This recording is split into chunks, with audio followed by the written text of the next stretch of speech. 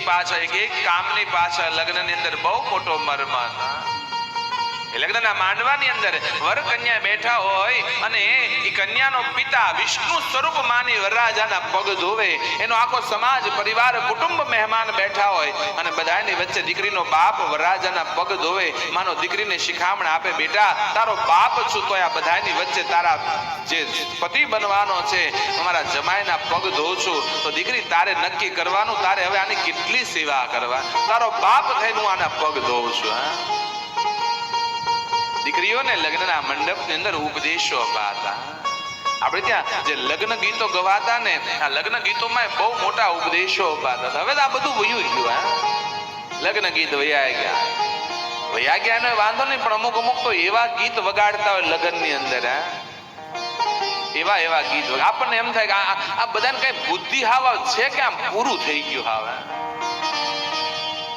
હમણાં એક ઠેકાણે લગ્નમાં ગયા હતા ને, વરઘોડો નીકળ્યો હતો અને વરઘોડાની અંદર માંગડા વાળાનું ગીત વાગતું. માંગડા વાળાનું પદવાના પ્રેમની અંદર બાપ. આ ભૂમિની ક્યારેક વિચાર કરીને, આ સૌરાષ્ટ્રની આ ગુજરાતની ભૂમિ બાપ જીવતા જીવતો ઠીક આ ભૂમિમાં મર્યા પછી પ્રેમ કર્યાના દાખલાઓ છે. પ્રેમ તો આને કહેવાય બાપ. આજકાલના યુવાનો કરી પ્રેમ કહેવાય. 5 દિવસના પ્રેમ પછી પાછા ગાતા હોય, જો તું મારી નહીં તો બીજા કોઈની નહીં. આ થોડો પ્રેમ છે, આ તો વિકાર માત્ર છે, શારીરિક આકર્ષણ માત્ર છે. આ તો મેરા પછી છે બાપ.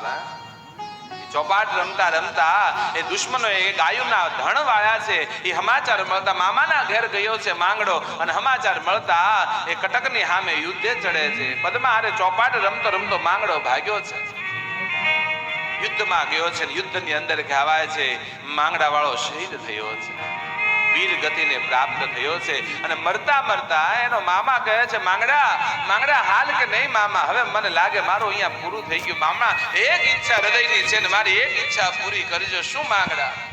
મામા તમે જાઓ ને મામા, ત્યારે કેડામાં મારી પદ્માનું ઘર આવશે. પદ્મા ચોપાટ પાછ હું કહીને આવ્યો તો હમણાં પાછો આવું છું, મારી પદ્મા રાહ જોતી છે ને કહેજો. મરતા મરતા માંગડો તને યાદ કરતો હતો.